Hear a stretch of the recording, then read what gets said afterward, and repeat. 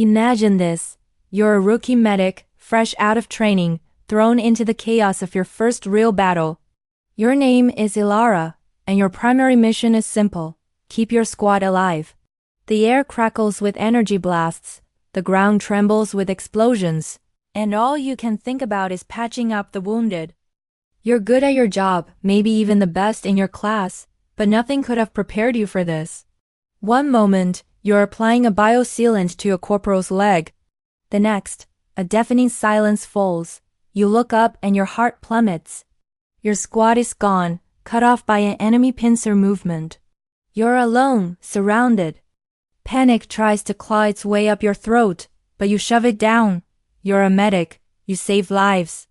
But how can you save anyone when you read trapped behind enemy lines with a dozen hostile soldiers closing in? Your standard issue sidearm feels laughably small. This is it, you think. This is where it ends. Then, through the smoke, you see them. Not just soldiers, but their command unit. An officer barking orders, a comm specialist relaying intel, and a tactical drone operator guiding the assault. They think you're just a scared medic, an easy target. They're wrong. Your training wasn't just about medicine. Every soldier in the Corps gets basic combat and tactical training, lessons you thought you'd never need. Now, they're all flooding back. You see the battlefield not as a place of chaos, but as a system, a network, and every network has a weak point. The enemy's strength, their perfect coordination, is also their greatest vulnerability. Your mission changes. It's no longer about survival. It's about dismantling their entire operation from the inside. You check your medkit. It's not just filled with bandages and stim packs. It's a chemical and biological toolbox. You move like a ghost through the rubble, your quiet medic's boots making no sound. You find a discarded enemy comms unit. Your fingers fly across the keypad, recalling the encryption lessons you aced. You don't try to break their codes. That would take too long. Instead, you inject a data worm, a simple one designed to create a feedback loop. Suddenly, the enemy's comms chatter turns into a deafening shriek of static. They're blind and deaf to each other. Step 1, complete. The officer is furious, shouting orders that no one can hear. Next, the drone. It's circling overhead, its red optical sensor sweeping the area. You remember the chemical composition of its targeting lens. In your kit, you have a canister of aerosolized polymer. It's meant for sealing large wounds in hazardous environments. You rig it to a small explosive charge from a standard issue grenade, just enough to disperse the contents without a lethal blast. You toss it into a ventilation shaft leads to a power conduit near the drone operator.